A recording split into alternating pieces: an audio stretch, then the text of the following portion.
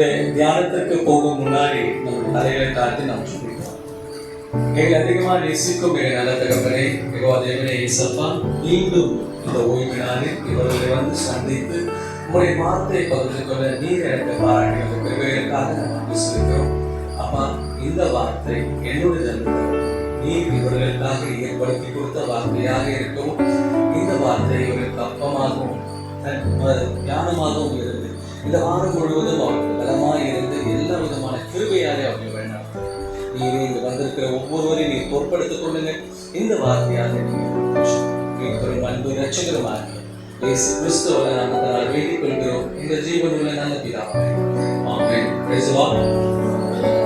மீண்டும் தேவன் இந்த ஜூலை மாதத்தில் இந்த 2வது ஓய்வு நாளில் உங்களை வந்து சந்திக்க எனக்கு பாராட்டின கிருபைக்காக தேவாதி தேவனுக்கு முதலில் என்னுடைய நன்றிகளை நான் தெரிவித்துக் கொள்கிறேன். இந்த வாய்ப்பை எனக்கு கொடுத்த சதீஷ் பிரதருக்கும் சிஸ்டருக்கும் என்னுடைய வாழ்த்துகளையும் நன்றிகளையும் நான் தெரிவித்துக் கொள்கிறேன்.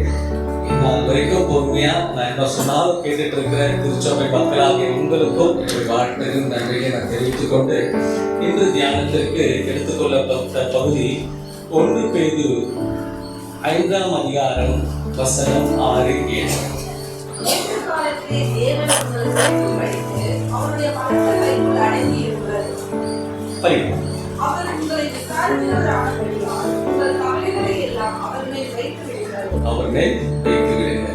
ஏற்ற காலத்திலே தேவன் நம்மளை உயர்த்தபடிக்கு அவர் பலத்த கைக்கும் நம்ம என்ன பண்ணணும்? அடங்கி இருக்கணும். யார் எழுதுறா? பேதுரு எழுதுகிறார். பேதுரு எப்போ எழுதுகிறார்? அதனுடைய கடைசி காலகட்டத்தில் ரோமர்ல இருந்து எல்லா கிறிஸ்துவர்களும் யூரோப்ல, ஏசியால, பாபிலோன்ல எல்லாம் கிறிஸ்துவர்கள் ரொம்ப குடும்பப்படுத்தி கொண்டு போனாங்க. அப்ப நீரோ மன்னன் ஒருத்தர் தான். அவர் கிறிஸ்துவனால என்ன பண்ணுவாரு? எல்லாரையும் போட்டு அடிச்சு மரணத்துக்குள்ளாக நடத்தி கொண்டிருக்கிறார். அப்போதான் இந்த வார்த்தை அவர் நிருபங்கள் மூலியமாக, யாரு? பவுல் என்ன பண்ணாரு? நிருபங்கள் எழுதினார் இல்லையா? அந்த மாதிரி யாரெல்லாம் கிறிஸ்தவர்களா இருக்கிறார்களோ அவர்களுக்கு அவர் என்ன சொல்றாரு? பொறுமையா இருங்கப்பா, கடவுள் வருவாரு, கஷ்டப்படாதீங்க, உங்க கவலைகள் எல்லாம் யார் மேல வைத்துக்கிறீங்க? அவர் மேல வைத்து விடுங்கன்னு சொல்லிட்டு அவருக்காக எழுதப்பட்டதுதான் இந்த வார்த்தை. பேதுருன்னா நமக்கு எல்லாம் நாம வருது என்ன சொல்ல? பரத்த மீன் பிடிக்கிறவரு பேர் என்ன? பேதுரு ஒரு கேரக்டரிஸ்டிக் இருக்கு. அவரை பற்றி நமக்கு எல்லாமே என்ன இருக்கு? நெகட்டிவ் தாட்ஸா இருக்கு. அவர் நிறைய இயேசு கிறிஸ்துவை போல அநேக அற்புதங்களை அவர் செய்திருக்கிறார். ஓகேங்களா? ஸோ முதல்ல பேதுரு கிமு 1ஆம் ஆண்டு எங்கே? பெதெஸ்தா, கலிலேயாவில் உள்ள பெதெஸ்தாவிலே யோவான் என்கிற தகப்பனுக்கு அவர் மகனாக பிறக்கிறார். அவர் மீனவர் குலத்தை சேர்ந்தவர். அந்த பெதெஸ்தா எங்க இருக்குன்னு பார்த்தீங்கன்னா கலிலேயா கடலை ஒற்றி இருக்கிற ஒரு நகரம். அங்கே அவர் பிறக்கிறார். அவங்களுடைய தொழில் என்னது? மீனவர் பிடிக்கிற ஒரு தொழில் அவங்க பண்ணிட்டு இருக்காங்க. இப்போ இயேசுக்கு அவர் யார்? முதல் சிஷ்யன். இது எல்லாருக்குமே தெரிஞ்ச விஷயம். அப்போ இயேசு இவரை முதல்ல சந்தித்தாரா இல்ல இவர் இயேசுவை முதல்ல சந்தித்தாரா?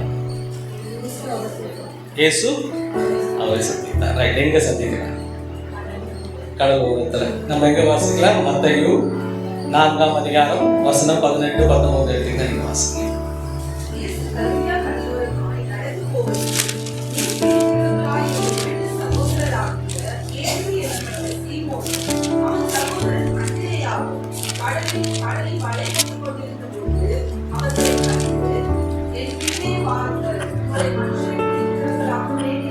ஓகே, இப்போ இங்க யார் அவர்களுக்கு சந்திக்கிறார்? இயேசு கிறிஸ்து யார் சந்திக்கிறாரு? பேதுருவையும் சீமோனாகிய பேதுருவையும் அந்திரேயாவையும் சந்திக்கிறார். அந்திரேயாரு அவருடைய சகோதரன். இதே தான் நீங்க மார்க் 1ஆம் அதிகாரம் வசனம் 17-18 வாசிக்கலாம் இருக்கும். இதே காரியத்தை லூக்கா கொஞ்சம் விவரமாக சொல்லுகிறார். லூக்கா 5ஆம் அதிகாரம் வசனம் 1-6 வாசிக்கலாம்.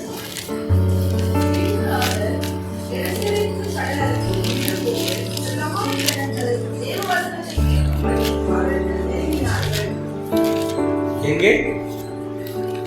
கெனசரேத் இல்லையா? இந்த கெனசரேத் என்பதும் அதுவும் கலிலேயா ஒட்டிய ஒரு கடல் தான். இங்க அங்க என்ன சொல்றாங்க? கலிலேயா கடல்ல அவர் மீன் பிடிக்கும் போது என்ன பண்றாரு? இயேசு கிறிஸ்து அவரை சந்திக்கிறாருன்றாங்க. ஆனா இங்க என்ன சொல்றாங்க? இந்த இடம் அது கெனசரே இல்லையா? அங்கே ஒன்றும் இல்லைங்க, ரெண்டுமே அதே கடலோர பகுதி தான். இப்போ பெத்தேஸ்தான்றது காசிமேடுனா அது வந்து கெனசரேன்றது நம்ம நெஞ்சுக்குப்பமாக எல்லாமே கடலை ஒட்டின ஒரு இடம் தான். ஸோ இது வேற இடம், அந்த வேற இடம்ல. இப்போ இவர் வந்து கொஞ்சம் விவரமாக சொல்லி கொண்டிருக்கிறார். அங்கே இயேசு கிறிஸ்து போறாரு. போன உடனே என்ன ஆகுது, அவரை பார்த்த உடனே அநேக ஜனங்கள் அவருடைய வார்த்தை கேட்கறதுக்காக அவர் கிட்ட வராங்க. இப்போ அவர் என்ன பண்றாரு, பேதுரு அங்கே வழியை என்ன பண்றாரு, இது பண்ணி கொண்டிருக்கிறார், அலசி கொண்டிருக்கிறார். அவர்கிட்ட கேட்கிறார், அப்போ உங்க படகு கொஞ்சம் கொடுங்க, நான் என்ன பண்ணணும், இவங்களுக்கு வார்த்தைகளை சொல்லணும்ட்டு. உடனே என்ன பண்றாரு பேதுரு, அவர் கடல்ல இருக்கிற அந்த படகை கொஞ்சம் கரைக்கு ஒதுக்கி அது மாதிரி இயேசு கிறிஸ்து ஏறி என்ன பண்றாரு, அவர்கள் மக்களுக்கு போதித்து கொண்டிருக்கிறார். அது முடிஞ்ச உடனே பேதுரு பார்த்து கேட்கிறாரு, என்னப்பா நீ கடலுக்கு போலியாண்டு. அவர் சொல்றாரு, ராத்திரி எல்லாம் என்ன பண்ணோம், மீனுக்கு போனோம், ஆனா மீனுக்கு ஒன்றும் அகப்படவில்லை அப்படின்றாரு. அப்போ இயேசு கிறிஸ்து தான் சொல்றாரு, நீங்க போய் என்ன பண்ணுங்க, வலது பக்கமா உங்களுக்கு கழிவுவே வலைகளை போடுங்க, உங்களுக்கு மீன் கிடைக்கும். அப்போ பேதுரு என்ன சொல்றாரு, நாங்கள் நைட்டெல்லாம் கஷ்டப்பட்டோம், எங்களுக்கு ஒன்றும் கிடைக்கல, ஆனால் நீ சொல்லும் வார்த்தையின்படி நாங்கள் என்ன பண்ணுறோம், போய் போடுறோன்னு. அதுக்கேற்ற மாதிரி அவங்களுக்கு என்ன கிடைக்குது, மீன்கள் கிடைக்கிறது. அதே லூக்கா 5ஆம் அதிகாரம் 6ஆம் வசனத்தையாக அவர்கள் செய்து தங்கள் வலை இழுத்து போகத்தக்கதாக மிகுதியான மீன்களை பிடித்தார்கள். மிகுதியான மீன்களை பிடிக்கிறார்கள். பிடிச்ச உடனே இப்போ அந்த பேர் யார் எடுத்துட்டு வராங்க, 2 பேரும் சேர்ந்து எடுத்துட்டு வராங்க. யாரு, பேதுருவும் யோவானும் 2 படகு தக்கதாக அதை எடுத்துட்டு கொண்டு வராங்க. இதை பார்த்தோன்னே பேதுருக்கு பயம் வருது. அவர் சொல்றாரு, அப்பா நான் பாவியான மனுஷன், தயவு செய்து என்னை விட்டு போயிடுங்க அப்படின்றாரு. அது இயேசு கிறிஸ்து என்ன சொல்றாரு, அதுல 10ஆம் வசனத்தை வாசிங்க. சீமோனுக்கு கூட்டாளிகளான செபதேயுவின் குமாரனாகிய யாக்கோபும் யோவானும் அந்தபடியே பிரமித்தார்கள். அப்பொழுது இயேசு சீமோனை நோக்கி, பயப்படாதே, இது முதல் நீ மனுஷரை பிடிக்கிறவனா இருப்பாய் என்றார். சோ 3 முறை இது சொல்றாரு. எங்க மத்தேயுலயும் இதை பதிவு செய்யறாங்க, மார்க்லயும் இதை பதிவு செய்யறாங்க, லூக்கால நல்ல விவரமாவே இதை பதிவு செய்யறாங்க. ஆனா யோவான் இதை வந்து வேற விதமா சொல்றாரு. யோவான் நற்செய்தி நூல் 1ஆம் அதிகாரம் வசனங்கள் 35, 36, 37 கொஞ்சம் வசனங்களை படிக்க சொல்றேன்.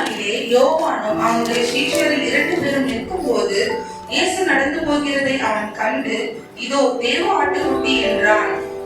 அவன் அப்படி சொன்னதை அவ்விரண்டு சீஷரும் கேட்டு இயேசுவுக்கு பின் சென்றார்கள். யாரு? யோவான். யோவான்றவர் யாரு? இங்க சொல்லப்படுகிற யோவான் யாரு? யோவான் ஸ்நானகன், ஜான் தி பேப்டிஸ்ட். அவர்கிட்ட சீஷர்கள் இருக்காங்க. இயேசு கிறிஸ்து கடந்து போகும்போது அவர் என்ன சொல்றாரு, என்ன சொல்லுங்க சொல்லுங்க. இயேசு நடந்து போகிறதை அவர் கண்டு, இதோ தேவ ஆட்டுக்குட்டி என்றார்.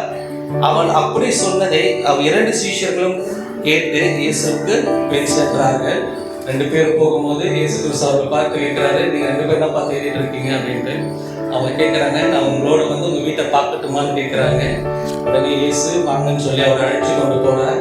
நேரம் கடந்து போகிறது. அங்க என்ன பண்றாங்க, அவங்க அந்த 2 பேரும் அங்கே விடுகிறார்கள். இப்போ அதுல 40ஆம் வசனத்தை வாசிங்க.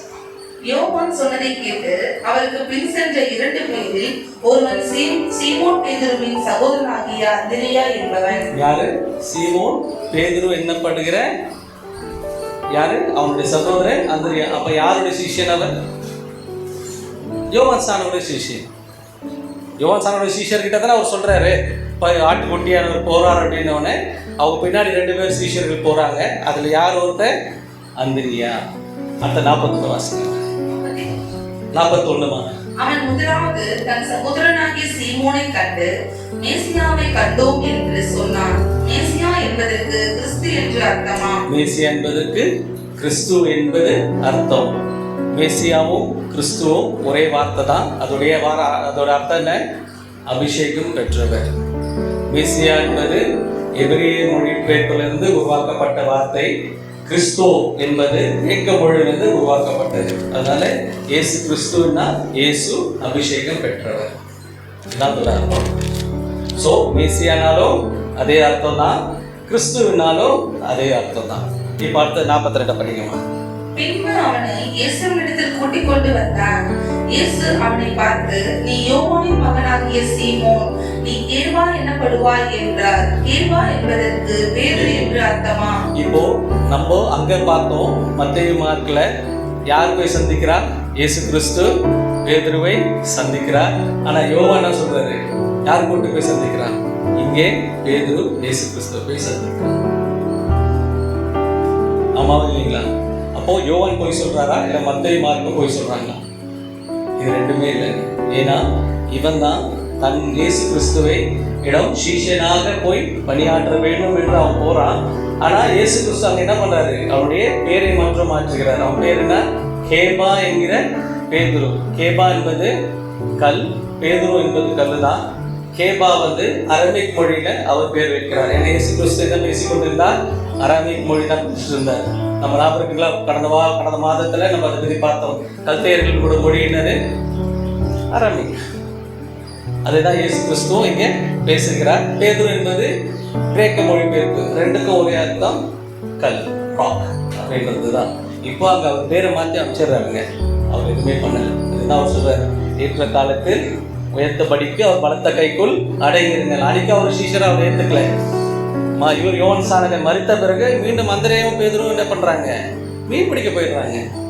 இந்த சமயத்துல தான் இயேசு கிறிஸ்து இதை நினைவுல கொண்டு அவரை சீஷராக கொண்டு வர. இப்போ சொல்லுங்க, இயேசு முதல்ல பேதுருவை பார்த்தாரா இல்லை பேதுரு இயேசுவை முதல்ல பார்த்தாங்க? பேதுரு தான் இயேசுவை முதல்ல போய் அவர் சந்திக்கிறார். இதுல பாருங்க, அவன் அந்திரேயா பேதுருவை போய் அவனை பார்க்கும்போது அவர் என்ன சொல்றாரு? மேசியா என்ன சொல்றாரு? மேசியானும் போது அவரை ஏற்றுக்கொள்கிறார். ஏன்னா அவருக்கு அது தெரியுது, ஓ இவர் தான் வருகிற. இப்போ திடீர்னு ஒருத்தர் வந்திருக்காரு, அவரை பார்க்க போறோம்னா உங்களுக்கு யாரு என்ன கேள்வி கேட்பீங்க? இது ஆக்டர் விஜய் வந்திருக்காரு.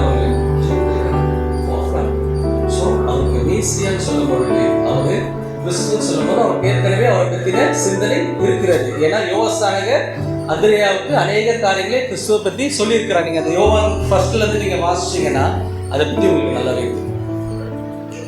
ஸோ காலம் வர வரைக்கும் அவர் காத்து கொள்கிறார். அதனால தான் அங்கே கூட அவர் போய் மீன் பிடிங்க அப்படின்னும் போது இவர் மேசியா சொல்றாரு. அவர் சொன்னா கரெக்டா இருக்குன்றது அந்த விசுவாசத்தோட போய் அவர் மலைகளை வீசுகிறார். இப்போ பேதுரு நம்ம வாழ்க்கை ரெண்டு பகுதியாக பிரித்து பார்க்கலாம். கீவுனா கிறிஸ்துவுடன் அவர் இருந்தபோது அவர் இருந்த வாழ்க்கை, கிறிஸ்துவின் அவர் இருந்த வாழ்க்கையை பற்றி தான் இப்போ நம்ம தியானிக்க போகிறோம். அவர் இயேசு கிறிஸ்துவோடு இருக்கும் போது எல்லா சிஷ்யர்களை காட்டிலும் அதிகமாக அவர் என்ன பண்ணாரு? அதிகமாக அவரால் திட்டு வாங்கப்பட்டவர். அப்பாலுக்கு சாத்தானே சொல்ற அளவுக்கு அவர் திட்டு வாங்கியிருக்காரு. ஏன்னா அவர் கிறிஸ்துவோடு இருக்கும் போது அவர் எந்த நோக்கத்திற்காக வந்தார், அவர் என்ன காரியத்துக்காக அவர் சிஷ்யரை அழைக்கிறார் என்பதை அவர் புரிந்து கொள்ள முடியல. ஏன்னா முதல்ல அழைக்கப்பட்ட சிஷ்யன் இயேசு கிறிஸ்துக்கும் என்ன இருந்துச்சு? ஐயோ இவர்கிட்ட நான் அந்த பொறுப்பை கொடுக்க போறேன், அவர் இன்னும் அதை உணராம இருக்காரு அப்படின்றது தான் அவரோட இதுவாக இருந்துச்சு. அதில் நம்ம தெரிஞ்சுக்கொள்ள வேண்டும்னா மத்தேயு 16ஆம் அதிகாரம் வசனம் 22-23. அப்பொழுது பேதுரு அவரை தனியே அழைத்துக் கொண்டு போய், ஆண்டவரே, இது உமக்கு நேரிடக்கூடாதே, இது உமக்கு சம்பவிப்பதில்லை என்று அவரை கடிந்து கொள்ள தொடங்கினார். அவரோ திரும்பி பேதுருவை பார்த்து, எனக்கு பின்னாக போ சாத்தானே, நீ எனக்கு இடர்களாய் இருக்கிறாய். தேவனுக்கு ஏற்றவைகளை சிந்தியாமல் மனுஷனுக்கு ஏற்றவைகளை சிந்திக்கிறாய் என்றார். என்னாவது அவர் தன்னுடைய என்ன சொல்லிட்டு இருக்காரு அவங்ககிட்ட, நான் மனுஷகுமாருக்கு ஒப்பு கொடுக்கப்பட போற மனுஷன்கிட்ட அவங்க என்னென்ன பண்ண போறாங்க? என்னை கொன்று போட போறாங்க, நான் 3 நாள் எழுந்து வருவேன் நான் சொல்றேன். அந்த கடவுளுக்குரிய தரிசனம் அவர்கிட்ட இல்லை. உடனே என்ன சொல்ற? அப்ப இது நடக்கக்கூடாது, இது நடக்கக்கூடாதுன்னு போது கடவுள் என்ன சொல்றாரு? அப்பா இது உன் சித்தம் இல்லை, இது தேவனோட சித்தம். இந்த பூமியில இருக்கிற மனிதர்களுடைய பாவத்தை மன்னிக்க ஏற்க தான் இந்த பூமிக்கு வந்திருக்கேன், இது நடக்கணும். அவர் என்ன பண்றாரு? கடிந்து கொள்கிறார். பேதுரு யாரை கடிந்து கொள்கிறார்? இயேசு கிறிஸ்துவை கடிந்து கொள்கிறார். அப்ப சொல்ற, இதை நீ தடுக்காதப்பா, இது அதோட சித்தம், இதை தடுக்கிறதா நீ யாரு? சாத்தான் அப்பாலை போன்றார். இது முதல் வாட்டி அவரை திட்டுகிறார். இரண்டாவது அவருடைய அவிசுவாசத்தை பாருங்க. மத்தேயு 14ஆம் அதிகாரம் வசனம் 28. பேதுரு அவரை நோக்கி, ஆண்டவரே, நீரே ஆனால் நான் ஜலத்தின் மேல் நடந்து உம்மிடத்தில் வர கட்டளையிடும் என்றார். ஓகே, இது என்ன நடக்குது? கடவுள் அலைகள் அசைஞ்சு கொண்டிருக்கிறது. இயேசு கிறிஸ்து என்ன பண்றாரு? கடல் மேல் நடந்து வர்றாரு. பேதுருவை பார்த்து கேட்கிறாரு, நானும் உங்களை போல என்ன பண்ணணும்? கடல்ல நடக்கணும்ன்றாரு. உடனே நீ வாப்பா அப்படின்றாரு. இவரு நடந்து போறாரு. திருப்பி ஒரு காத்தடிச்சோடனே அவரு திணறி தன்னுடைய விசுவாசத்தை விட்டு விடுகிறார். அப்ப இயேசு அவர் என்ன சொல்றாரு? 31 வாசகம். உடனே இயேசு கையை நீட்டி அவனை பிடித்து, அல்ப விசுவாசியே, ஏன் சந்தேகப்பட்டாய் என்றார். திருப்பி என்ன பண்றாரு? அவரை கடிந்து கொள்கிறார். ஏன் சந்தேகப்படுறப்பா? உனக்கே விசுவாசம் இல்லை, நான் தான்றது உனக்கே விசுவாசம். நீ அன்னைக்கு என்னை தேடி வந்த விசுவாசத்தோட இன்னைக்கு அந்த விசுவாசம் எங்க போச்சு உனக்கு அப்படின்றத அவர் அங்கே கடிந்து கொள்கிறார். மீண்டும் கடைசியாக இயேசு கிறிஸ்து சிலுவைக்கு போறதுக்கு முன்னாடி அவரை கடிந்து கொள்கிறார். அதை எங்க நம்ம பார்க்கலாம்? மத்தேயு 26ஆம் அதிகாரம் 52.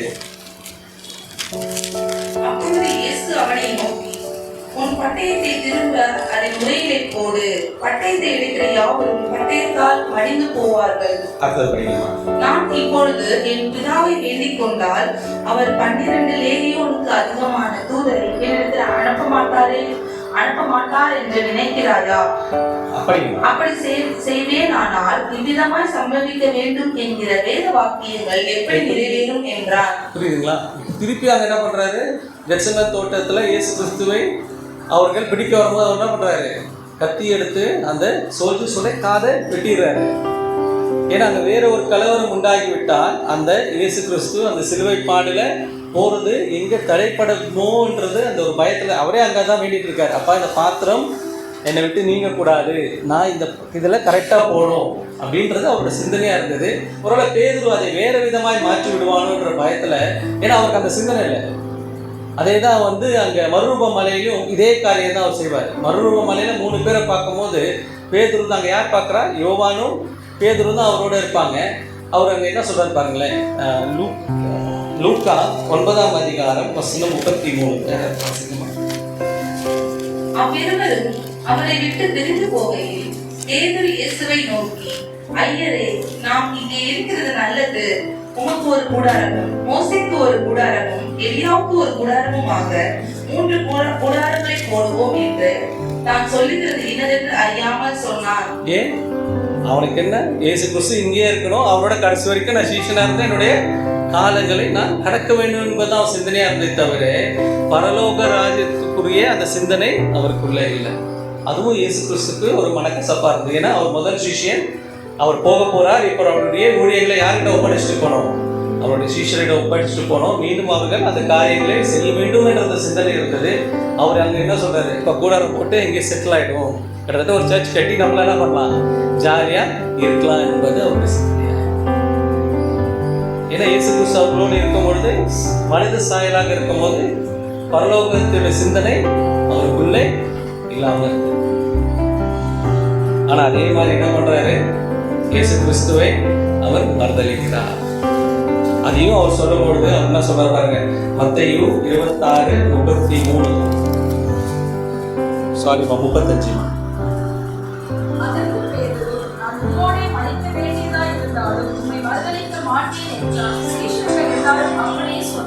எல்லாரும் சொல்றாங்க. இவர் என்ன சொல்றாரு? நான் என்ன நடந்தாலும் மறுதலிக்க மாட்டேன். அதுக்கு முன்னாடி வசனத்துல அவர் சொல்றாரு, அப்பா நீ என்ன பண்ணுவ? சேவல் போகிறதுக்கு முன்னாடி 3 தடவை மறுதலி பண்ணிட்டாரு. அவர் என்ன சொல்றாரு? நான் அதெல்லாம் செய்ய மாட்டேன்ப்பா. ஓவர் கான்ஃபிடென்ட்டா சொல்றாரு. ஆனா அவர் பண்ணாரா இல்லையா? அவர் செய்கிறார். இயேசு கிறிஸ்துவும் சிறையில் அறையப்படுகிறார். அதே மற்ற இதுல 75 வாசிக்கும்.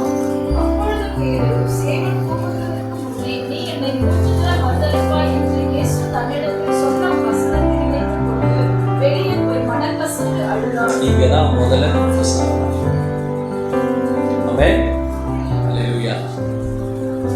ஐயோ நான் சொல்லிட்டேனே, அவர்கிட்ட நான் இவ்வளவு ப்ராமிஸ் பண்ணேன், உங்க கூட வந்தாலும் என்ன பண்ணுவேன், நான் மறைந்து போவேன், எனக்கு அதெல்லாம் கவலை இல்லை, நான் அவ்வளவு கான்ஃபிடென்ட்டா நம்ம சொல்றோம். இதே மாதிரிதான் நம்ம வாழ்க்கையிலும் நம்ம இருக்கிறோம்.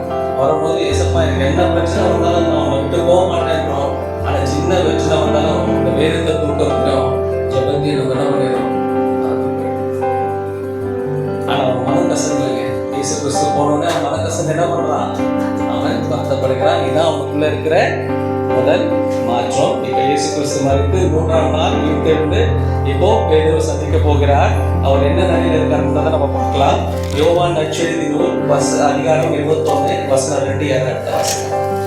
சீமோன் பேதுருவும் திதிமு எனப்பட்ட தோமாவும் கலிலேயா நாட்டில் உள்ள கானா ஊராகிய நாத்தான்வேலும் செபுதேவின் குமாரரும் அவருடைய சீஷரில் வேறு 2 பேரும் கூடியிருக்கும் போது 3வது படிங்களா? சீமோன் பேதுரு மற்றவர்களை நோக்கி, மீன் பிடிக்கப் போகிறேன் என்றான்.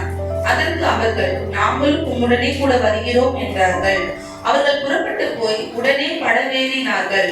அந்த ராத்திரியிலே அவர்கள் ஒன்றும் பிடிக்கவில்லை. ஓகே, இப்போ பேதுரு என்ன பண்றாரு? எல்லாம் முடிஞ்சிச்சு, இயேசு கிறிஸ்துவும் சிலுவையில் அறையப்பட்டாரு, அவர்தான் வாழ்ந்த முடிஞ்சிச்சு. இனி நம்ம ப்ரொஃபஷன் நம்ம பார்க்க போகலாம். அவர் சீஷனாக இருக்கணும், அவர் உயிரோடு இருப்பாரு, நம்ம என்னென்னோ பண்ணணும் அவர் நினைச்சாரு. இப்போ எல்லாம் முடிஞ்சு போச்சு. இப்போ அவர் தான் யோசிக்கிறாரு, நம்ம போயிட்டு படம் பிடிப்போம், மீனை பிடிக்கலான்ட்டு. அவர் மட்டும் போல, அவர் கூட யாரும் சேர்ந்து போறாங்க? யோவானும் அவரோட சேர்ந்து தன் மார்பில் சாய்ந்து இருந்த யோவான் என்ன பண்றாரு? அவரோட மீன் பிடிக்க போகிறார். இப்போ மீன் பிடிக்க போயிட்டாங்க. அவங்களுக்கு மீன் ஒன்றும் அகப்படலை. காலையில் பார்த்தீங்கன்னா இயேசு கிறிஸ்து அந்த கடல் ஓரமாக நிற்கிறாரு. இவங்க கடையில் திருப்பி என்ன பண்ணுறாங்க? வலையில் அலசி கொண்டு இருக்கிறார். அப்போ கேட்குறாரு, அப்போ என்கிட்ட சாப்பிட்றதுக்கு எதாவது இருந்தால் கொடுங்கன்ட்டு. அவர் சொல்கிறார், கீழே ஒன்றும் இல்லை அப்படின்றாங்க. உடனே அவன் சொல்கிறாரு, சரி நீ போயிட்டு வலது பக்கமாக போயிட்டு என்ன பண்ணுங்க, உங்கள் வலைகளை போடுங்க, உங்களுக்கு மீன் அகப்படுன்றாங்க. அதே மாதிரி அவங்க போகிறாங்க. அவங்க போடும்பொழுது அவங்க என்ன ஆகுது?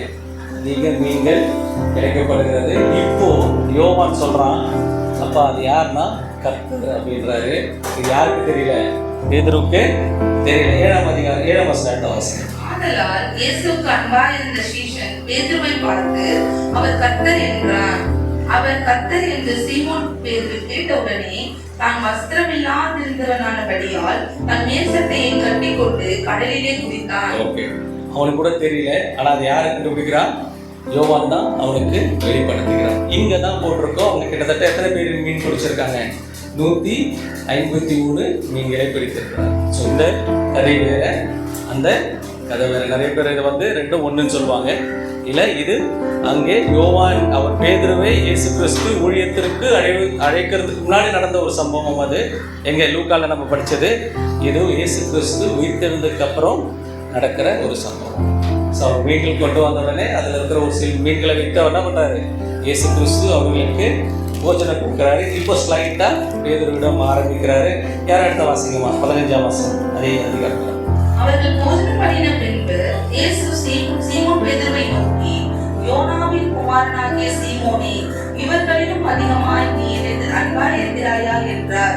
அதற்கு அவன், ஆம் ஆண்டவரே, உம்மை நேசிக்கிறேன் என்பதை நீர் அறிவீர் என்றான்.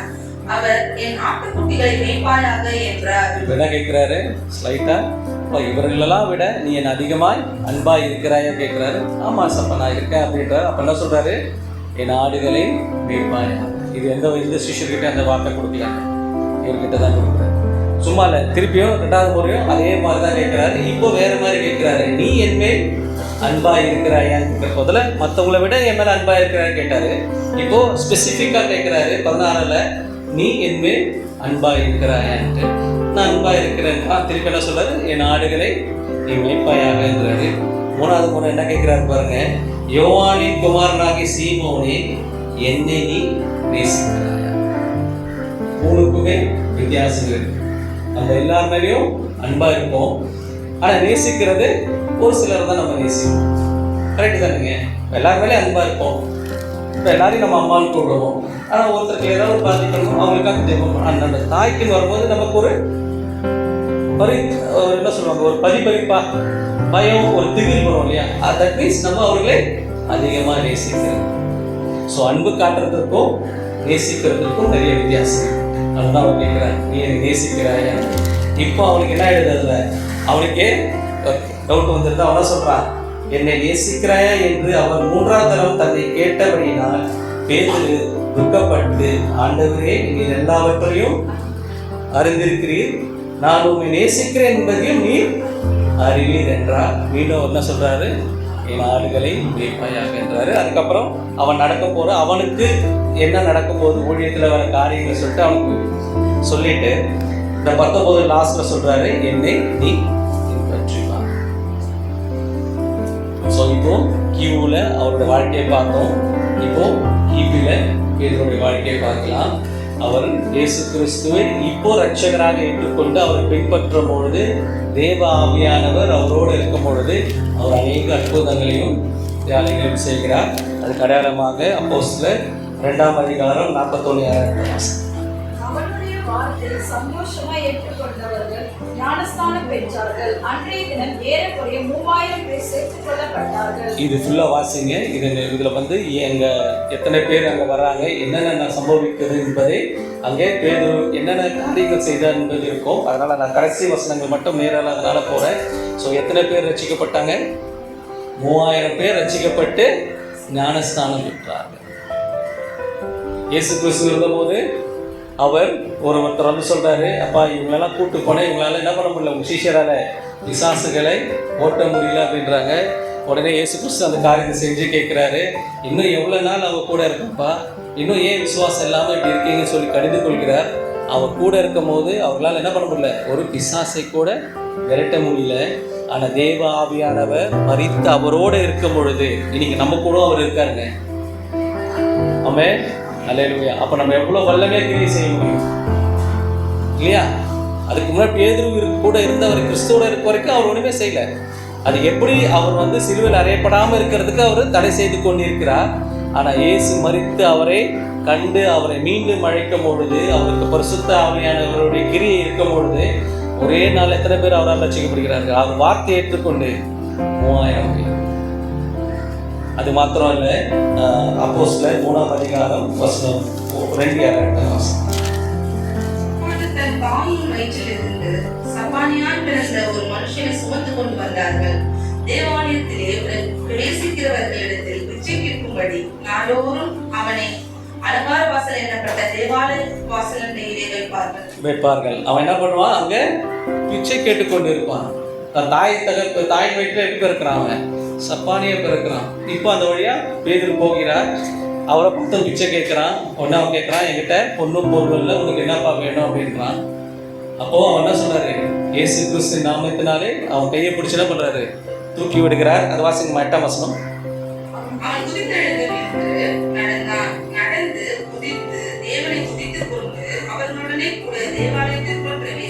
ஓகே, அவன் என்ன பண்றான்? வலது கையை பிடித்து இயேசு கிறிஸ்து நாமத்தினாலே நீ எழுந்து நடன்னு சொல்றான். உடனே அவன் என்ன பண்றான்? குதித்து எழுந்து எங்க போறான்?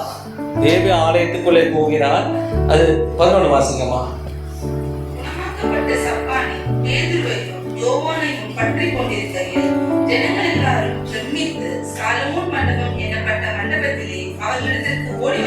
என்ன பண்ணாங்க?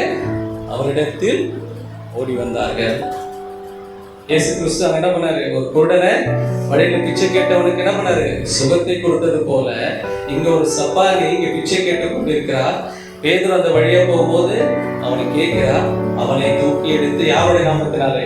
இயேசு கிறிஸ்து நாமத்தினாலே அவனுக்கு சுகத்தை கொடுக்கிறார். ஆமென்.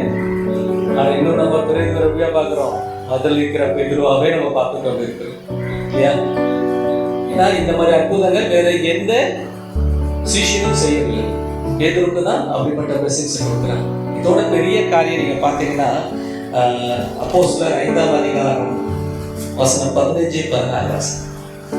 வார்த்தைகள் நானே சொல்லிட்டு போவேன், இதை நோட் பண்ணிக்கணும். ஏன்னா இதெல்லாம் வார்த்தைகள் உங்களுக்கு பிரோஜனமாக இருக்கும். படிக்கலாம். அப்போஸ்தலர் 5:15-16. படுக்கைகளின் மேலும் கட்டில்களின் மேலும் கிடத்தி பேதுரு நடந்து போகையில் அவனுடைய நிழலாகிலும் அவர்களில் சில பேர் படுகொடித்து அவர்களை வெளியே வீதிகளில் கொண்டு வந்து வைத்தார்கள். சுற்று பட்டணங்களிலும் இருந்து திரளான ஜனங்கள் பெணியாளிகளையும் அசுத்த ஆவிகளால் பாதிக்கப்பட்டவர்களையும் எருசலேமுக்கு கொண்டு வந்தார்கள். அவர்கள் எல்லாரும் குணமாக்கப்பட்டார்கள். இது எப்படிப்பட்ட ஒரு ஆசீர்வாதம்! அவன் நிழல் பட்டு அங்க சொல்லமாட்டான். வார்த்தையால் இல்லை, அவன் கை வச்சதுனால இல்லை, அவர்கிட்ட நடந்து போக என்ன பண்றாங்க? அங்க படுக்கையில போட்டா அவங்க எல்லாம் சுகமாகுவாங்கன்ற ஒரு பெரிய ஒரு மிராக்கிள். ஆமென், அல்லேலூயா. ஏன்னா இயேசு கிறிஸ்து அவரோட வாழ்ந்து கொண்டிருந்தார்.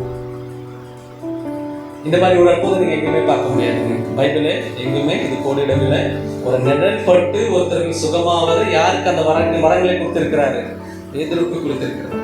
அந்த அப்போதை போ சாத்தானே என்று கடிந்து கொள்ள. ஏன்னா எல்லாமே சில பிள்ளைகள் தான் கடிந்து கொள்வாங்க. அவங்களுக்கு பயம் இருக்கும், என் பிள்ளை நல்லா வரணும், என் வாழ்க்கையில் நல்லா வரணும், எனக்கு அப்புறம் என் கம்பெனி அவன் தான் பார்க்கணும், என் சர்ச் அவன் தான் பார்க்கணும்னு போது அவங்க விளையாட்டு பிள்ளைகளாக இருக்கும்போது நம்ம என்ன பண்ணுவோம்? அவர்களை கடிந்து கொண்டு தான் இருக்கும். ஏன்னா அவர் என்ன பண்ண போறாரு? அவர் ஆடுகளை அவரிடம் கொண்டு போகிறார், கொடுத்துட்டு போகிறார். அந்த ஆடுகள் என்ன பண்ணக்கூடாது? செதறி போகக்கூடாதுன்ற ஒரு பயம் இருந்தது. ஆனா பேதுரு இங்க எப்படி இருக்காரு? அற்புதங்களை செய்கிற பேதுருவாக இருக்கிறார். இதை விட மரித்தோரை அவர் உயிரெடுக்கவும் செய்தார். அது எங்க நம்ம வாசிக்கலாம்னா அப்போஸ்தலர் 9ஆம் அதிகாரம் வசனம் 36 வசனம். யோப்பா பட்டணத்தில் கிரேக்கு பாஷையிலே தொற்கால் என்று அர்த்தம் கொள்ளும் ரபிக்கால் என்னும் பேருடைய ஒரு ஸ்ரீஷி இருந்தாள். அவள் நற்கிரியைகளையும் தர்மங்களையும் மிகுதியாய் செய்து கொண்டு வந்தாள். அந்நாட்களில் அவள் வியாதிப்பட்டு மரணம் அடைந்தாள். அவளை குளிப்பாட்டி மேல் வீட்டிலே கிடத்தி வைத்தார்கள். இப்ப தபித்தாள் என்ற ஒரு பெண்மணி, ஊழியர் செஞ்சுட்டு இருக்கிற ஒரு பெண்மணி மரித்து போகிறார். அவ கூட இருந்த சீஷர்கள் என்ன பண்றாங்க? அங்க பேதுரு வந்திருக்கிறதை அறிந்து அவரை பேதுருவை அந்த வீட்டுக்கு அழைத்து கொண்டு வருகிறார். இயேசு கிறிஸ்து எப்படி நாயின் குமாரத்தியை எப்படி உயிர்ப்பெழுத்த வைத்தாரோ அதே போல அவரும் எல்லாரையும் வெளியே அனுப்பிச்சு அங்க கண்ணீரோட ஜெபிச்சு அவன் மேல படுத்து அவருக்கு உயிர் வர வைத்து மீண்டும் என்ன பண்றாரு? அவரை உயிரோட எழுப்புகிறார். 41 வாசிங்கம்மா. அவன் அவளுக்கு கை கொடுத்து அவளை எழுந்திருக்க பண்ணி பரிசுத்தவான்களையும் விதவைகளையும் அழைத்து அவளை உயிருள்ளவளாக அவர்களுக்கு முன் நிறுத்தினான். எவ்வளவு பெரிய blessings பாருங்க. அல்லேலூயா. ஆமென். அங்கே ஒரு பிசாசை கூட விரட்ட முடியாத இருந்த ஒரு சீஷன் இங்க மரித்த ஒரு மகளை இவர் என்ன பண்றாரு? உயிரோட எழுப்புகிறார். இப்படிப்பட்ட அநேக அற்புதங்கள் யார் செஞ்சார்? பேதுரு செஞ்சார். ஏன்? அவர் தன்னை இயேசு கிறிஸ்துவுக்கு சீஷனாக்க அவர் தான் ஒப்பு கொடுத்தார். அதுக்கப்புறம் தான் இயேசு கிறிஸ்து அவரை ஏற்றுக்கொள்கிறார். இன்னைக்கு நம்மளும் அப்படிதான் இங்க வந்திருக்கோம். நம்மளை கிறிஸ்துவுக்கு சீஷராக்க நம்ம ஒப்பு கொடுக்க வந்திருக்கிறோம். ஆனால் நம்ம என்ன பண்ணணும்? அதுல நிலைத்திருக்கணும். அப்படி நம்ம நிலைத்திருக்கும் போது இயேசு கிறிஸ்துவானவர் என்ன பண்ணுவாரு? இதே விதமான ஆசீர்வாதங்களை உங்களுக்கும் வரங்களையும் கொடுத்துருக்காரு. நம்ம அதை யூஸ் பண்றது இல்லை, பயப்படுறோம்.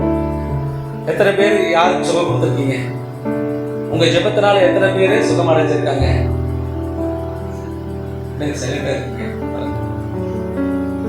இப்படிப்பட்ட சாட்சிகள் நமக்குள்ள இருக்கிறாங்க. நமக்காக இன்னும் ஜெபிச்சுட்டு நம்ம வாழணும்னு நினைக்கக்கூடாது. நம்ம அந்த ஸ்டேஜுக்கு தாண்டி அடுத்த லெவலுக்கு வந்துட்டோம். நம்ம ஜெபிச்சு அடுத்தவங்களுக்கு என்ன கிடைக்கணும்? பிளெஸிங்ஸ் கிடைக்கணும். நான் அநேக கஷ்டத்துல இருக்கேங்க. இந்த உலகத்துல உபத்திரம் உண்டு, இடம் கொடுங்க, உலகத்தை நான் ஜெயிச்சேன். பேதுரு ஜாலியா செய்யறாரா? அந்த கிறிஸ்துவர்களே அவர்கள் என்ன பண்ணிட்டு இருக்காங்க? ரோமர்கள் நொறுக்கி கொண்டு இருக்கிறாங்க, போட்டு பொழந்துட்டு இருக்காங்க. அந்த மத்தியில் அவர் என்ன பண்றாரு? இப்படி சாட்சி எடுத்துக்கிறார். இதே பேதுருவை தான் என்ன பண்றான்? 12ஆம் அதிகாரம் அப்போஸ்தலர் 12 வாசிங்கம்மா. 12:1-2 வாசிங்கம்மா. ஏரோது ராஜா சபையிலே சிலரை துன்பப்படுத்த தொடங்கி யோவானுடைய சகோதரனாகிய யாக்கோபை பட்டயத்தினாலே கொலை செய்தான். ஓகே, அடுத்தது வாசிங்கம்மா. 3. அது யூதருக்கு பிரியமா இருக்கிறது என்று அவன் கண்டு பேதுருவை பிடிக்க தொடர்ந்தான். அப்பொழுது குறிப்பில்லா அப்ப பண்டிகை நாட்களாக இருந்தது. இப்போ பேதுரு யாரு பண்றா? ஏரோது அந்திப்பா யாருக்கு கொண்டவன்? யோவான் ஸ்நானகனை கொன்றவன். அவன் என்ன பண்றான்? ஏற்கனவே யாக்கோபை கொன்று விடுகிறான். இது யாருக்கு சந்தோஷமா இருக்கு? யூதர்களுக்கு சந்தோஷமா இருக்குன்னு நினைச்சு இப்போ பேதுரு என்ன பண்ண போறான்? தூக்கி உள்ள போட போறான். ஏன்னா அநேக அற்புதங்களையும் சாட்சிகளையும் சொல்றதுனால அநேக பேர் கிறிஸ்துவை ஏற்றுக்கொண்டு இருக்கிறாங்க. இப்போ இவனை கொண்டுட்டா அது என்ன ஆயிடும்? ஸ்டாப் ஆயிடும் சொல்லிட்டு அதே மாதிரி அவனை அரெஸ்ட் பண்ணிட்டு அவன் என்ன பண்றான்? சிறைச்சாலையிலையும் வைக்கிறான். நீ வீட்டில் போய் படிங்க. 12ஆம் வசனத்தை அதிகாரத்தை ஃபுல்லா அங்கே தேவ தூதர்கள் அவனை அறியாமே அவனை என்ன பண்றாங்க? அங்கிருந்து அவனை விடுதலை அங்க விடுதலை ஆனவன் தான் அங்க போறாரு. நேரா ரோமன் நாட்டுக்கு போய் அங்கே ஊழியம் செய்கிறார். இது என்ன ஒரு கொடுமைன்னா, ரோமர்ல இருக்கிற தளபதி மன்னன் நீரோ மன்னன் அவன் தான் எல்லா இடத்துலயும் மக்களை அனுப்பிச்சு என்ன பண்றான்? கிறிஸ்துவர்களை கொலை செய்து கொண்டு இருக்கிறான். இவர் நேரா என்ன பண்றாரு? சிங்க கெபிக்குள்ளே போயிட்டாரு ஊழியம் செய்வதற்கு. அங்க போய் அவர் வல்லமையாக ஊழியம் செய்து கொண்டு அந்த நீரோ மன்னன் எப்படின்னா, யாரெல்லாம் கிறிஸ்துவை அரெஸ்ட் பண்ணி கொண்டு போறானோ அந்த அவங்களுக்கு வந்து ஒரு தோட்டம் இருக்கும், விளையாட்டு தோட்டம் சொல்லுவாங்க, கிரவுண்டு. அந்த கிரவுண்டில் கிறிஸ்துவர்களை வைக்கோல் கட்டி அவர்களை உயிரோடு கொளுத்தி விட்டு கீழே நிறைய கிறிஸ்துவர்களை ஓட விட்டு சிங்கத்தை விட்டு கடிக்க வைப்பாங்க. இதுதான் அவங்களோட கேம். அதனால தான் அந்த காலத்தில் நீரோ சாஃப்ட்வேர் ஒன்று வந்துச்சு தெரியுங்களாப்பா? இந்த சிடியெல்லாம் பேர்ன் பண்ணுறதுக்கு யூஸ் பண்ணுவாங்க. நீரோ பேர்ன் சாஃப்ட்வேர் அந்த காலத்தில் இருந்திருக்கு. இப்போ தான் பென்ட்ரைவ் வந்துருச்சு, இப்போ கிடையாது. ஆனால் அதனால தான் அந்த நீரோ பர்ன் அதுக்கு பேர் வச்சாங்க, நீரோ சாஃப்ட்வேர் வச்சாங்க. ஈரோபாலன் இருக்கும் இல்லை பிரதர்? ஏன்னா அவனை அவ்வளோ கொடுமைப்படுத்துவான். அதே ஈரோ மன்னன் தான் இந்த பேதுருவையும் சிலுவையில் அறையிறான். ஆனால் அப்போ பேதுரு என்ன சொல்றாரு? டேய், என்னை வந்து இயேசு கிறிஸ்துவோட நேராக சிலுவையில் அறையாத, என்னை தலைகீழா சிலுவையில் அறையிறார். அப்படிதான் என்ன பண்ணாரு? தன்னுடைய ஜீவனை ஒப்பு கொடுக்கிறார். அதுக்கு முன்னாடி தான் இந்த நிருபங்களை அவர் எழுதுறார். நான் முதல்ல ஆரம்பிச்சேன் இல்லையா? ஏற்ற காலத்திலே உயர்த்தும்படிக்கு அவர் பலத்த கைக்குள் அடங்கியிருந்தேன், உங்கள் கவலைகளை எல்லாம் அவர் மேல் வைத்து விடுங்க. இது எப்படி ஒரு ஜீவனுள்ள வார்த்தைன்றது ஒரு கதை மூலமா சொல்றேன். அது ஒரு நாடு. அங்கே வந்து ஒரு செல்வந்தர் இருக்காரு. அவருக்கு மொத்தம் 4 பிள்ளைங்க. நேரம் எடுத்துக்கலாம் இல்லையா? 4 பிள்ளைங்கள் இருந்தாங்க. நான் வர ரொம்ப நேரம் எடுக்கிறேன். அந்த 4 பிள்ளைகளை வந்து அவர் கடைசி பிள்ளை வந்து சின்ன குழந்தை. அவன் கை குழந்தையாக இருக்கும் போது அவர் மனைவி இறந்து போகிறார். ஸோ இவர் தான் என்ன பண்ணுறாரு? அந்த பிள்ளையை ரொம்ப செல்லமாக வளர்க்குறார். அவர் ஒரு விசுவாசி. ஆனால் தவறாமல் அந்த பிள்ளையை கோயிலுக்கு கூட்டு போயிடுவார். அந்த பிள்ளை எப்பெல்லாம் தன்னுடைய கஷ்டங்கள் சொல்லும்போது அவர் சொல்கிற ஒரே வார்த்தை, அப்பா பொறுமையாரு, இந்த பைபிள் இந்த வசனம் இருக்குது, ஏற்ற காலத்தில் உன் உயர்த்தும்படிக்கு என்ன பண்ண அவர் பலத்தை கை கூட அழுகிறார். உனக்கு என்ன பிரச்சனை இருக்கா? அவன் கடவுள் கிட்ட சொல்லு. அவர் என்ன பண்ணுவார்? உன் பிரச்சனை தீர்த்து வைப்பாருன்னு சொல்லிட்டு அவனை இப்படியே காலங்கள் வளர்த்து கொண்டே வருகிறார். அவன் வாலிப நாட்கள் வரும்போது அவன் தகப்பன் மறித்து போகிறார். இப்போ அவங்க அண்ணெல்லாம் சேர்ந்து என்ன பண்றாங்க? சொத்தை பிரிக்கிறாங்க. அவனை ஏமாத்தி ஊர் ஒதுக்குப்புறமா இருக்கிற ஒரு பாழடைஞ்ச வீடு என்ன பண்றாங்க? அவனுக்கு கொடுக்குறாங்க. அவங்க அப்பா வந்து 4000 பொற்காசுகள் வைத்திருந்தாங்க. அது 4 பிரிச்சு எல்லாரும் என்ன பண்ணிட்டாங்க? 1000 பொற்காசை எடுத்துட்டாங்க. இவனுக்கு நல்லா தெரியுது சகோதரர் என்ன பண்றாங்க, அவனை ஏமாத்துறாங்கன்ட்டு. ஆனாலும் அவன் எதுவும் கேட்கல. ஏன்னா அவங்க அப்பா என்ன சொல்லிட்டாரு? உன் கவலைகள் எல்லாம் அவருமே வைத்து விடுங்க. ஸோ கடவுள் நிச்சயமா என்ன உயர்த்துவார்னு சொல்லிட்டு என்ன பண்றான்? அந்த 1000 பொன்காசு எடுத்துட்டு அந்த வீட்டுக்கு போறான். அந்த ஊர் ஒதுக்குப்புறமா இருக்கிற வீட்டுக்கு. அது பாடஞ்ச வீடா இருக்கு. அது சுத்தி பார்த்தா ஒரே ஒரு தென்னை மரம் இருக்கு. பக்கத்துல ஒரு கிணறு இருக்கு. அந்த கிணத்துல தண்ணியில வத்தி போன கிணறு. அவனுக்கு என்ன பண்ணணும்னு புரியல. சரி, கடவுள் எடுத்து என்ன பண்ணியிருக்காரு? இந்த 1000 பொன்காசு கொடுத்துருக்காருல்ல, இதை வச்சு நம்ம ஏதாவது ஒரு வியாபாரம் பண்ணி நம்ம மேலே முன்னுக்கு வந்துடும் சொல்லிட்டு என்ன பண்றான்? அந்த வீட்டுக்குள்ள போறான். அது ஒரு நீட் ஹால் இருக்கு. அந்த ஹாலில் ஒரு ஓரமாக நிறைய மூட்டையில் ஒரு பொருட்கள் போட்டு வச்சிருக்காரு. ஒரு பக்கம் பார்த்தீங்கன்னா ஒரு டேபிளில் ஒரு பைபிள் இருக்கு. அந்த வீட்டை அவன் சுத்தப்படுத்திட்டு அன்னைக்கு டயர்டாக இருக்கவே அவன் ஜெபம் பண்ணி அன்னைக்கு படுத்துறான். காலையில் வந்து கதவு தட்டுறாங்க யாரோ. அவன் திறந்து பார்க்கும்போது போர் வீரர்கள் வந்து அவனை சிறைபிடிச்சு போகிறான். அவனே கொஞ்சம் முன்னாடி நிறுத்து போய் நிற்கிறாங்க. அவனுக்கு என்ன ஏதுன்னு புரியல. அதை பார்த்தா அவன் சகோதரன் நிறுத்து கொண்டு இருக்கிறாங்க. அப்போதான் மன்னர் சொல்றாரு, தம்பி எல்லாருக்கும் சொல்றாங்க, அந்த நாட்டு சட்டத்தின்படி ஒரு நீங்கள் வந்து அந்த என்ன சொல்லுவாங்க, அந்த ப்ராப்பர்ட்டி பிரிக்கிறதா இருந்துச்சுன்னா மன்னர் முன்னாடி தான் வந்து அது பிரிக்கணும். ஏன்னா நிறைய ஏமாற்றுகள் நடக்கிறதுனால. ஸோ அந்த ஊரில் வந்து ஒரு சட்டம் என்னன்னா, நீங்கள் யாரெல்லாம் ப்ராப்பர்ட்டி பிரிக்கிறீங்களோ அது மன்னர் முன்னாடி வந்தால் நீங்கள் சரிசமமாக பிரிக்கணுன்ற ஒரு சட்டம் இருந்துச்சு.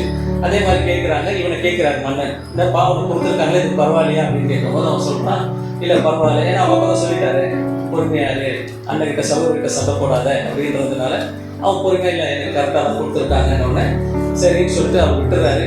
ஆனால் அந்த நாட்டு சட்டத்தின்படி நீங்கள் கவர்மெண்ட்டுக்கு அகேன்ஸ்டாக செய்வதனால அவர் தான் சொல்கிறாரு, நீங்கள் எல்லாருமே 1000 பொன்காசு என்ன பண்ணணும், பெனால்ட்டியாக கட்டணும் அப்படிங்கிறாரு. அவங்க 3 அண்ணங்களுக்கு அது ஒன்றும் பெரிய விஷயம் இல்லை. ஏன்னா அவங்ககிட்ட ஏகப்பட்ட சொத்துனால அந்த 1000 பொன்காசு கட்டிடுறாங்க. இவங்ககிட்ட இருக்கிறது என்னது? வெறும் 1000 பொன்காசு. அதை வச்சு தான் அவன் என்ன பண்ண நினைக்கிறான்? வாழ்க்கையில் மேலே வரணும்னு நினைச்சான். இப்போ அதுக்கும் வழி இல்லை. அவன் அதை கட்டிடுறான். கட்டிட்டு திருப்பி அவனுக்கு மனசு கஷ்டமாயிடுது. என்னடா அது இருந்தது 1000 பொன்காசு போயிடுச்சு, நம்ம என்ன பண்ண போறோம்ட்டு. சரி, இருந்தாலும் மீண்டும் அவனுக்கு நெறிக்கூட்டுறது அந்த வசனம் தான். ஏற்ற காலத்தை வைத்தபடிக்கு அவர் பலத்த கை கூட அடங்கிடுதுன்றது. எல்லா கவலைகளும் அவன் மேலே வச்சுன்னு சொல்லிட்டு அவன் ஜெபம் பண்ணிட்டு நேராக வீடு என்ன பண்றான்? அவன் வீட்டுக்கு போறான். வீட்டுக்கு போனவொடனே அவன் அந்த டேபிள் மேலே அவனோட பைபிள் இருக்கு. ஸோ அதை எடுத்து வாசிக்கலாம்னு சொல்லிட்டு அந்த பைபிளை திறக்கிறான். அதில் ஒரு கடிதம் இருக்கு. இது யாருன்னா அவங்க அப்பா அவனுக்கு எழுதியிருப்பாரு. ஏன் எழுதியிருப்பானா? அவர் அதில் என்ன எழுதியிருப்பானா, மகனே நீ என்ன பண்ணுவ? நிச்சயமா உன் சகோதரர்கள் என்ன பண்ண போறாங்க? ஏமாத்தி இந்த வீடு தான் என்ன பண்ண போறாங்க, உனக்கு கொடுக்க போறாங்க. அதனால நீங்க வருவேன் எனக்கு நல்லா தெரியும். அதனால தான் இந்த கடிதத்தை நான் எழுதுறேன். நீ எதை குறிச்சு கவலைப்படாத. இதோ அங்க இருக்கிற பொருட்கள் மூட்டைகள் இருக்கு இல்லையா, அது எல்லாமே பொக்கிஷமான பொருட்கள். நீ என்ன பண்ணி இந்த பொருளெல்லாம் பக்கத்து நாட்டில் எடுத்துட்டு போய் வித்தனா உனக்கு நல்ல வருமானங்கள் கிடைக்கும். அதை வச்சு நீ என்ன பண்ணு, வாழ்க்கையை சீர்படுத்திக்கோன்ட்டு அவனுக்கு ஒரு சந்தோஷம் வந்தது. பரவாயில்ல, அவன் என்ன நினைச்சா, இந்த 1000 பொன்காசை வச்சு நம்ம ஏதாவது ஒரு வியாபாரம் பண்ணலாம் நினைச்சா. இப்போ அவங்க அப்பா என்ன சொல்லிட்டாரு, இருக்கிற பொக்கிஷம் அது அவனுக்கு தெரியாது பொக்கிஷன்ட்டு.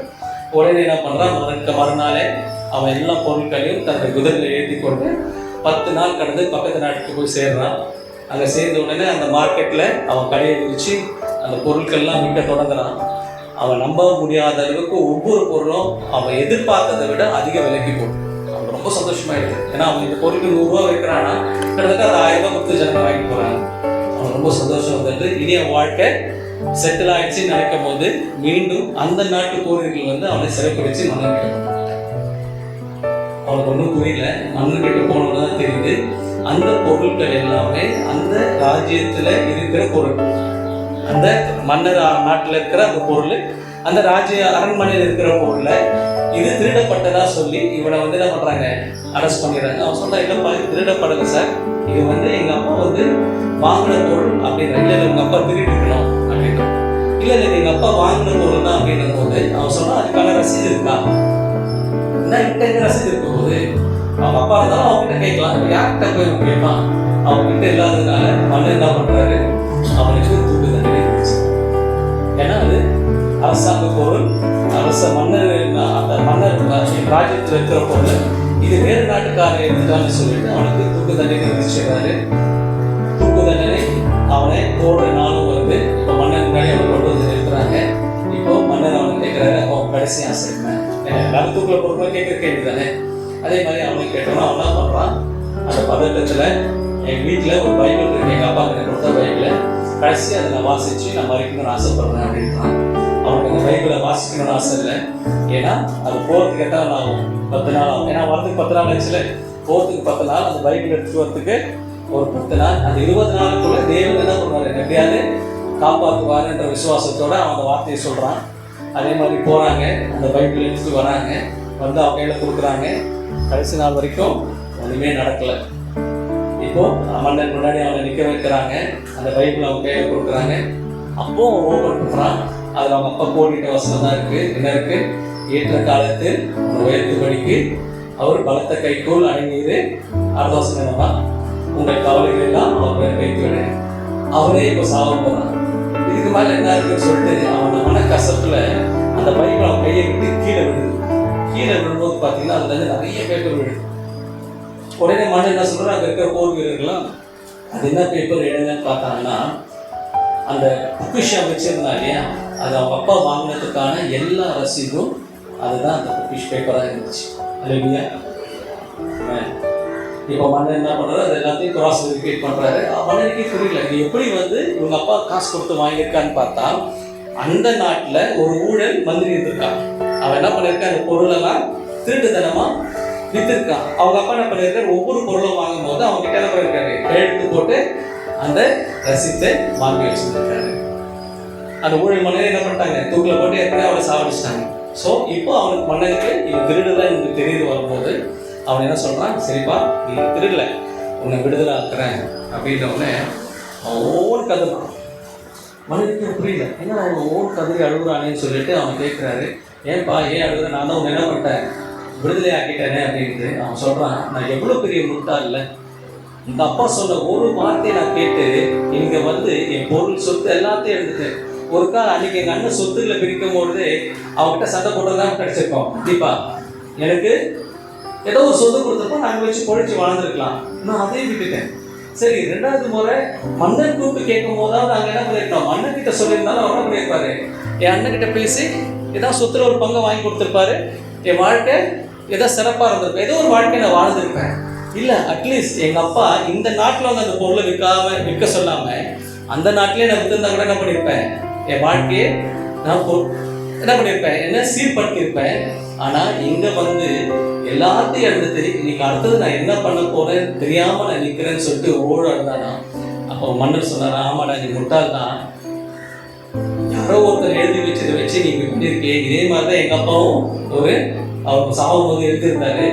அதில் என்ன எழுதியிருக்காரு, அடுத்த நாட்டில் ஊர் ஒதுக்குப்புறமா ஒரு பாழஞ்ச வீடு இருக்கு, அந்த வீட்டுக்கு பக்கத்தில் ஒரு ஒத்த மரம் இருக்கு, அந்த ஒத்த மரத்தில் பக்கத்தில் பாழடைஞ்ச கிணறு இருக்கு, அந்த கிணறுக்குள்ள தானே இருக்கு பொக்கிஷம் இருக்குன்னு எழுதி வச்சிருந்தாரா.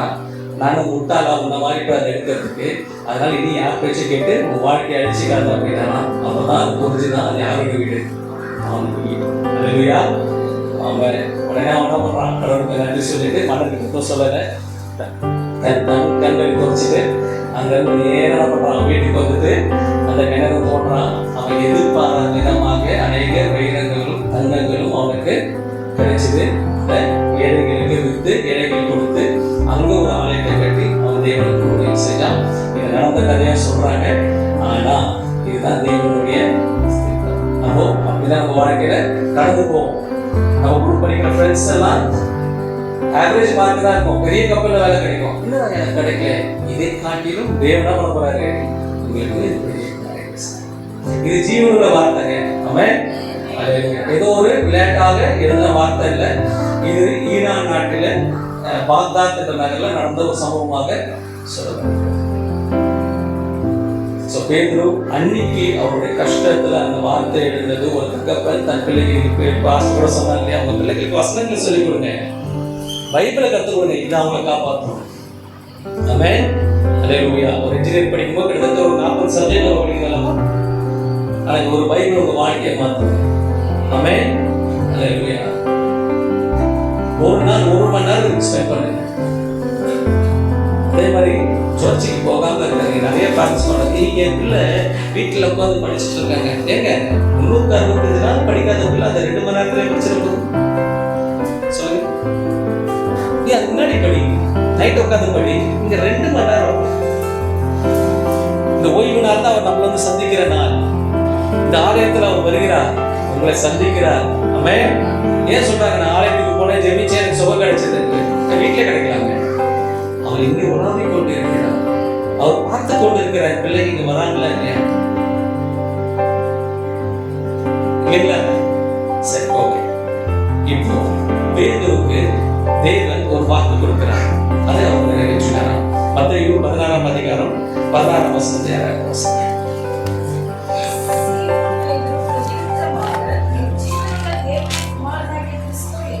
கிறிஸ்து இது எப்போ கேட்கிறாரு? இயேசு கிறிஸ்து எல்லா சிஷ்யர்களையும் கேட்கிறாரு.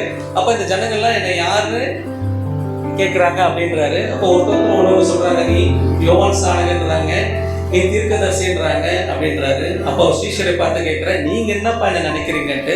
அப்ப அதுக்கு பேதுரு என்ன சொல்றான், நீ தேவனுடைய ஜீவனுள்ள குமாரன் அப்படின்றாரு. இது யார் அவருக்கு வெளிப்படுத்தினது? பிதாவானவர் வெளிப்படுத்துறாரு. அப்போ அதுக்கு அவங்க 18 என்னமா சொல்றாரு?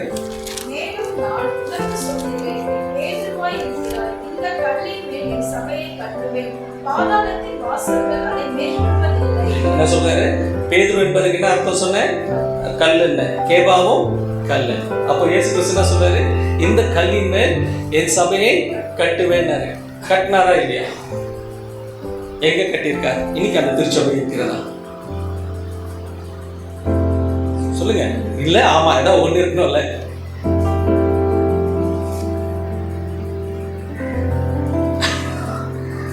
கட்டினாரு. இன்னைக்கு அந்த சபை இருந்து கொண்டிருந்தார். ஓல்ட் சென்ட் பீட்டர்ஸ் பாசிலிகா அப்படின்னா கேட்டுருக்கீங்க. சர்ச்சு எங்க இருக்கு?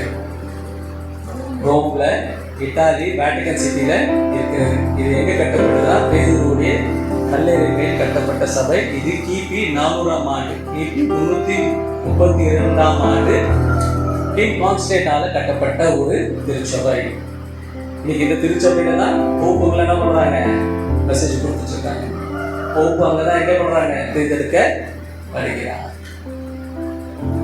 கிங் கான்ஸ்டன்டைன் யாரு? ரோம மன்னர். அவன் இயேசு கிறிஸ்துவை ஏற்றுக்கொள்கிறான். அவன் என்ன பண்றான்? சரித்திரம் இருக்கு அவன் எதனால ஏற்றுக்கொள்கிறான்ட்டு. அப்பதான் இயேசு கிறிஸ்துவமே ஒரு அங்கீகரிக்கப்பட்ட ஒரு மதமாக அவன் உருவாக்குகிறான். அது வரைக்கும் இவங்க டெரரிஸ்டா தான் இருந்தாங்க. கிறிஸ்துவங்களால தீவிரவாதிகள் மாதிரி தான். அந்த மண்ணை தான் என்ன பண்ணான்? அந்த கிறிஸ்துவத்தை அங்கீகரிக்கிறான். அவன் தான் அந்த முதல் திருச்சபையை யார் பேரை கட்டலாம்? பேதுருவுடைய கல்லறை மேல் அவன் கட்டுகிறான். இன்னைக்கு அந்த சென்ட் பீட்டர்ஸ் பாசிலிகா அங்கதான் என்ன பண்றாங்க? எல்லா போப்பையும் தேர்ந்தெடுக்கிறதும் ஒவ்வொரு போப்பும் அங்கதான் என்ன பண்றாங்க? மெசேஜஸ் கொடுத்துட்டு இருக்காங்க. அப்போ இயேசு கிறிஸ்து அவர் சொன்னார்னா அதை செய்வார். ஒவ்வொருவருக்கும் ஒவ்வொரு வாக்குறுதியை அவர் கண்டிப்பா கொடுத்திருக்காரு.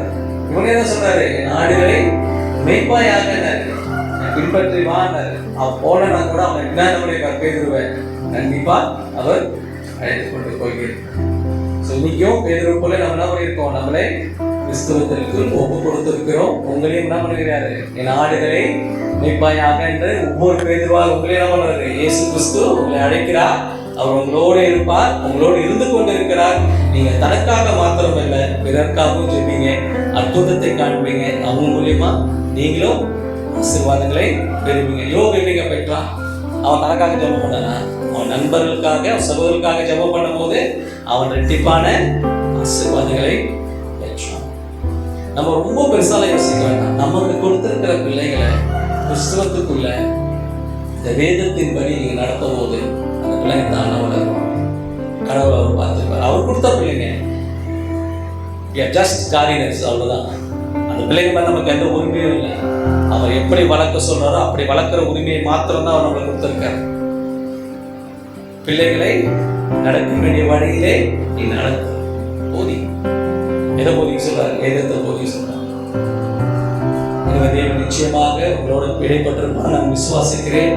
நீங்களும் பேதுருவை போல கியூ இல்லாம கிபியில எப்படி பேதுரு அநேக அற்புதங்களை செய்தாரோ இது போல இனி வர நாட்களில் நீங்களும் பிறருக்கு ஜெபிங்க, அற்புதத்தை காணுங்க. தேவன் உங்களோடு இருந்து ஆசீர்வதிப்பார். நன்றி. தலைகளை காண்பிச்சோம். எங்களை அதிகமாக நேசிக்கும் எங்கள் நல்ல தகப்பனே, சப்பா இந்த ஓய்வினாலில் இவர்களை வந்து சந்திக்க தகப்பனே நீர் பாராட்டின அந்த கிருபைகளுக்காக நான் கொடான நன்றிகள் சொல்லிக்கிறேன்.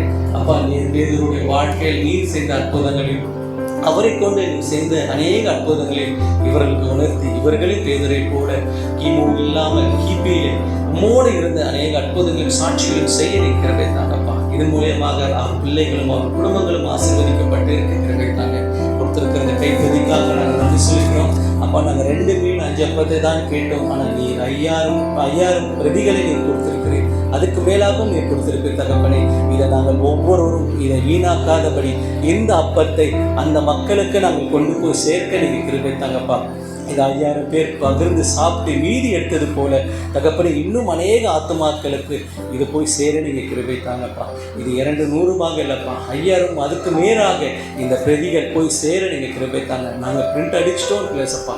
இது ஒவ்வொரு அப்பமும் அவர்களுக்கு போய் சேர நீங்கள் கிருபை தந்து அந்த 12 கூடி மீதி எடுத்தது போல இன்னும் நாங்கள் எடுத்து அந்த மக்கள் கொண்டு போய் சேர்க்க அப்பா உங்களுடைய ரட்சிப்புக்குள்ளாக அவர்கள் வழிநடத்த நீங்கள் கிருபை தாங்க சப்பா.